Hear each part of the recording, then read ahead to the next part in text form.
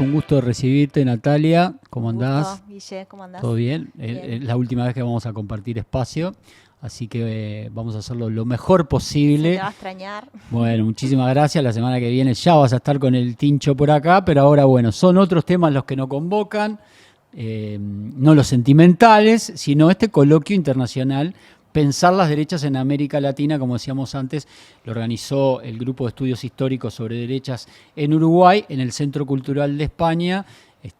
Nos vamos a centrar en algunas ponencias de Gerardo Caetano, pero bueno, fue un poco más amplio, ¿no? Sí, vinieron investigadores de América Latina y fundamentalmente de América Latina, España y Estados Unidos, que están investigando sobre lo que se le llama, tampoco hay consenso en denominar a estas derechas, ¿no? Algunos les dicen las nuevas derechas, otros hablan de ultraderecha, otros hablan de extrema derecha, y bueno, ni siquiera en eso hay consenso, y tampoco hay consenso, por lo menos por los que se escuchó en el seminario, sobre, bueno, cuáles son el factor que aglutina, que nuclea estas nuevas, cuál es el factor que tienen en común.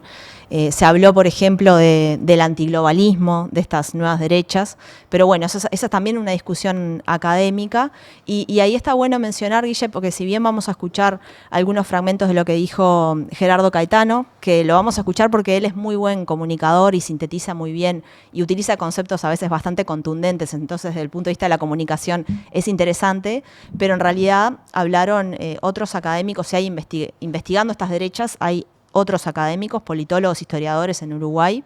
Tenemos, por ejemplo, a Magdalena Broquetas y además de Gerardo Caetano como historiadores que han investigado estas líneas largas de las derechas en Uruguay, este pensamiento conservador que tiene obviamente su historia, que no es del todo nuevo.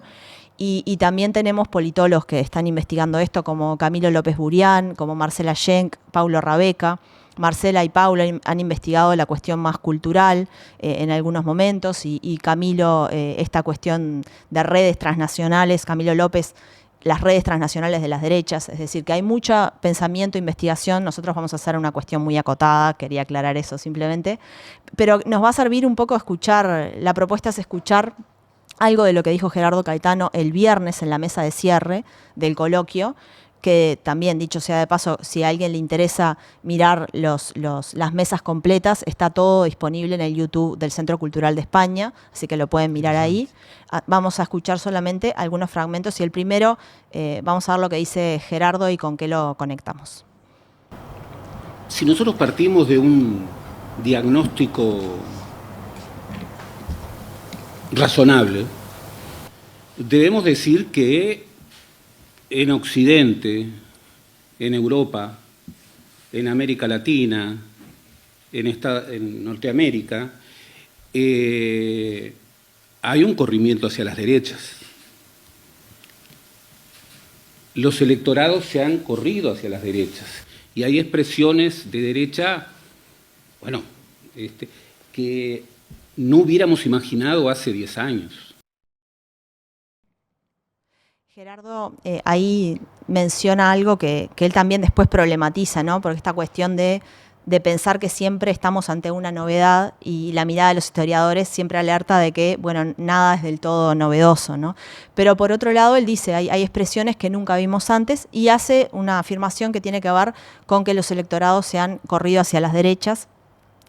Ahí, si uno mira, y me gustaría conectar, Guille, con los datos del Latinobarómetro, que son muy citados, ¿no? Porque son estudios interesantes porque analizan la realidad de los países de América Latina, y el pensamiento y la opinión pública, el pensamiento de la población sobre distintos fenómenos, por ejemplo, el apoyo a la democracia o la autoidentificación ideológica, que se llama, o sea, cómo se percibe la gente, se autopercibe de izquierda, de derecha, en dónde se ubica en el espectro ideológico. Entonces, si uno mira esos informes, lo primero que hay que constatar tiene que ver con lo que se llama, ellos en los informes del Latinobarómetro hablan como una especie de declive o de rescisión de la democracia, ¿no? Un estado de rescisión, en el sentido de que hay cada vez, entre 2010 y 2023, fue bajando el apoyo a la democracia en los países de América Latina notoriamente, ¿no? Disminuyó cerca de 15 puntos el apoyo a la democracia en los países de América Latina, y eso por un lado, y se incrementó en consonancia con eso el apoyo a los regímenes autoritarios, o la gente que dice que es indiferente, o sea, le da lo mismo si vive en democracia o en un régimen autoritario. Mientras solucionen el plato de comida y las necesidades, no importa cuál sea el tipo de régimen, ¿no? Exacto, eso fue así en ese periodo. En 2024 mejoró un poquito la situación, pero tampoco notoriamente. Y otra cuestión que está sucediendo también en la región, tiene que ver con que si uno mira el apoyo a la democracia por edad, ve que los más jóvenes son los que menos apoyan la democracia. También hay una situación preocupante ahí, en el sentido de que el mayor apoyo a la democracia está concentrado en las edades ya de personas más mayores, y los jóvenes son los que menos apoyan. Y se habla sobre todo de varones, ¿no? Sí, generalmente. pero se habla de varones, pero en los informes del Latinobarómetro no hay una distinción. No hay, digamos, el sexo no pesa, digamos, como la edad, por ejemplo, ¿no? Hay un leve apoyo, no recuerdo mayor si de mujeres o hombres, pero no es significativo. Así que esas diferencias, por lo menos por sexo, no sé si cruzadas por edad, pero sexo de manera absoluta no hay una diferencia relevante, por lo menos en el Latinobarómetro. Sí, quizás se pueda decir que estamos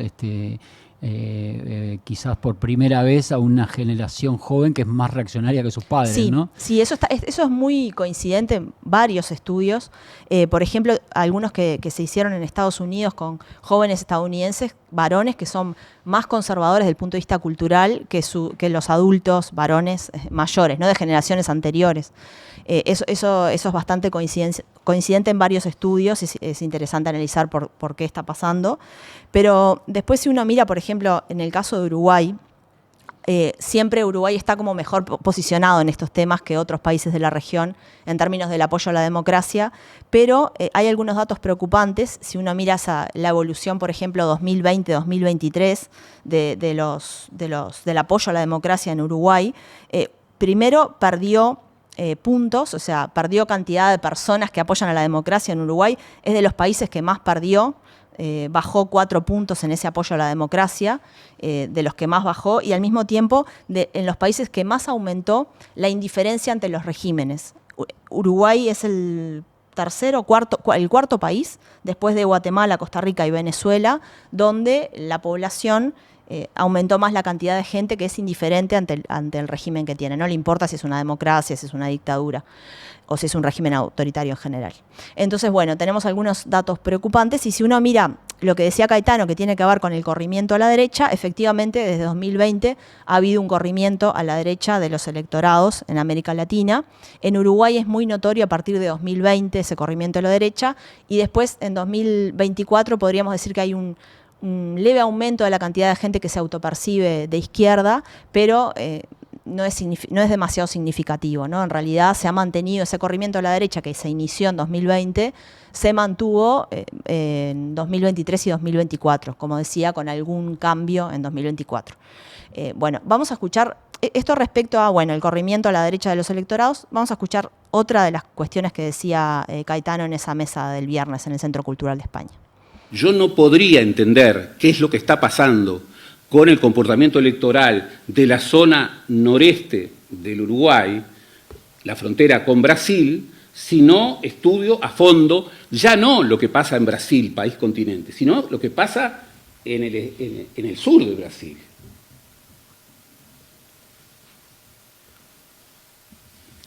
Pero esa necesidad de regionalizar los estudios, por ejemplo, de advertir que en el civilizado Uruguay hay un momento Milei. Y no porque la recién fundada La Libertad Avanza vaya a tener mucha suerte, no lo creo en absoluto, basta ver a su líder. Y ustedes me dirán, era lo mismo que decíamos hace 4 años. No, les puedo asegurar que si ven al Milei uruguayo, al que se presenta como el Milei uruguayo, no hay futuro por ahí. Pero hay un fenómeno Milei. ¿Por qué? Porque muchos empresarios en las redes dicen públicamente que, bueno, que Milei es demasiado intenso, pero que su propuesta es correcta y que eso es lo que habría que hacer en Uruguay. O sea, hay un momento Milei, en el sentido de que hay actores que dicen, este hombre está haciendo lo que habría que hacer acá. Un momento, Milei, decía Caetano, me vino a la cabeza un empresario que hoy está en una situación complicada, que era muy defensor de Milei, que era Pablo Carrasco, ¿no? Exacto.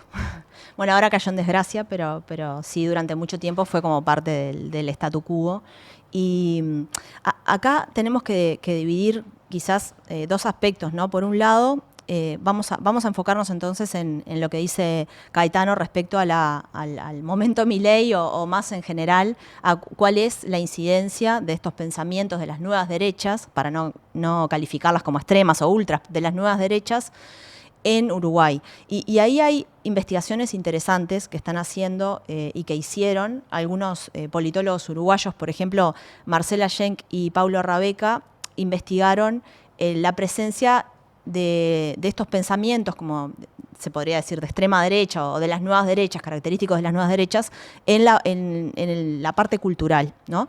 Y ahí ellos ya en 2022 sacaron un artículo que se tenía que ver con, a ver si lo digo bien el nombre, el artículo de Paulo Rabeca y Marcela Schenk es qué es lo que están haciendo bien la interseccionalidad de la derecha en Twitter en América Latina. Fíjense que 2022 es bastante antes de la asunción de Milei, ¿no? Que fue el año siguiente. Ya era diputado, pero todavía se discutía sobre su futuro político, ¿no? Sí. Nadie al que le preguntabas te iba a decir, puede tener posibilidad de ser presidente de Argentina. Sí, y bueno, ya sabemos después lo que pasó y lo que sigue pasando, digamos, porque tiene un apoyo popular significativo Milei, y ellos investigaban, bueno, cómo trabajan a nivel cultural estas nuevas derechas. Y decían, por un lado, tiene una identificación muy clara del enemigo, entre comillas, ¿no? Del adversario político que ellos categorizan como un enemigo y que tratan de denigrarlo y ejercer violencia sobre ese grupo que por un lado, primero sobre personas en particular, pero también sobre colectivos. Claramente, por ejemplo, las feministas, que son caracterizadas en este estudio de Marcela y Paulo, lo mostraban, cómo son caracterizadas como histéricas, bobas, con esto del lenguaje inclusivo, mira las tontas que están hablando con la E, por ejemplo. Y después, en el caso de los sindicalistas, se los caracteriza como parásitos, que no sirven para nada, que no trabajan. Y en el caso de los homosexuales y todo el colectivo de la diversidad sexual, ahí la caracterización apunta a mostrarlos como un peligro para las infancias, ¿no? Esto que, bueno, adoctrinan y los inducen a la homosexualidad. Este discurso estuvo muy presente en las campañas electorales en Brasil, por ejemplo. Entonces, bueno, cómo trabajan las figuras de esos enemigos que ellos identifican, y después también cómo utilizan la violencia, ¿no? La violencia, como corren las fronteras de la violencia aceptable, ¿no? A nivel social, estudiaron eso también. Y esta cuestión de la honestidad como un valor en sí mismo, ¿no? Que yo te diga lo que pienso de vos de manera honesta, aunque sea súper violento, está bien, ¿no? Y también el uso de la ironía, que es algo que también utilizan bastante como una forma de crueldad también, de ejercer violencia. Después hay otro paquete que tiene que ver con la educación pública. Y ahí resuenan algunos ecos históricos, ¿no? Porque se identifica la educación pública como un espacio de adoctrinamiento, ¿no? Y bueno, se identifica el colectivo de docentes como adoctrinadores. Este discurso estuvo un poco presente, sobre todo durante el periodo de gobierno de Lacalle Pou, por parte de algunos actores políticos. Hubo hasta acciones concretas contra colectivos docentes o contra docentes en particular. Y es algo bastante viejo, porque si uno ve, por ejemplo, los discursos que circulaban en la dictadura uruguaya y antes de la dictadura, también había colectivos de padres y de estudiantes organizados contra esto que llaman adoctrinamiento en los salones de clase, que incluso llegaron en algunos casos a la violencia física, ¿no? Contra esos presuntos enemigos, pero que sobre todo era una disputa muy ideológica, ¿no? Y muy cultural respecto al rol de la educación pública. Y bueno, eso también está presente ahora en estos discursos. Y después, bueno, tenemos cuestiones más de señales del ámbito político. Primero tuvimos la emergencia de Cabildo Abierto, con discursos, que es un poco más complejo el discurso de Cabildo Abierto, porque tiene elementos mezclados, pero tiene algunos elementos que tienen que ver con el discurso de las nuevas derechas, y tuvo el 11% durante en las elecciones de 2019 de Cabildo Abierto.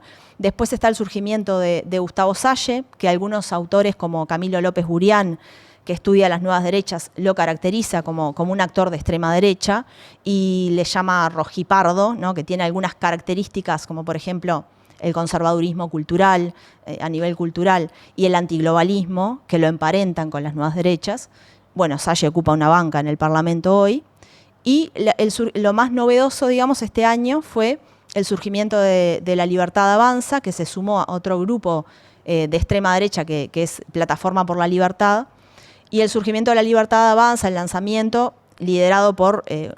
lo mencionaba Gerardo Caetano en el audio que escuchamos, por Nicolás Quintana, se refería a él, aunque no lo nombró, que era un ex militante de Cabildo Abierto, que bueno, para él no daba la talla como para llegar a tener, a que su sector o partido tuviera futuro, pero bueno, tuvo un mensaje inaugural ese lanzamiento de Patricia Bullrich, que es la ministra de Seguridad del gobierno de Milei.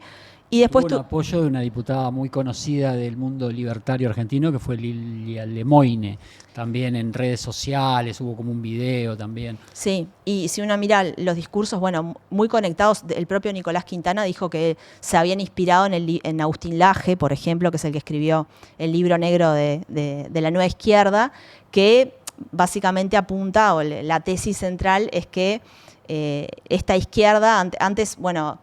La distinción principal tenía que ver con la clase, y ahora quieren meter la cuestión de la igualdad de esta nueva izquierda a través de la agenda de derechos. Entonces hay una crítica muy fuerte a los feminismos, a los colectivos de la diversidad sexual y lo que llaman el wokismo. Y bueno, eso estuvo presente en el lanzamiento de La Libertad Avanza, y después tuvimos la derecha Fest, que tuvo la presencia del propio Agustín Laje en Uruguay, que se hizo en el templo del Pastor Márquez de Veraca. Y bueno, tuvimos esos dos episodios fuertes, digamos, desde el punto de vista político, por más que quizás uno podría decir, todavía son minoritarios en Uruguay, son señales fuertes de que algo está pasando, ¿no?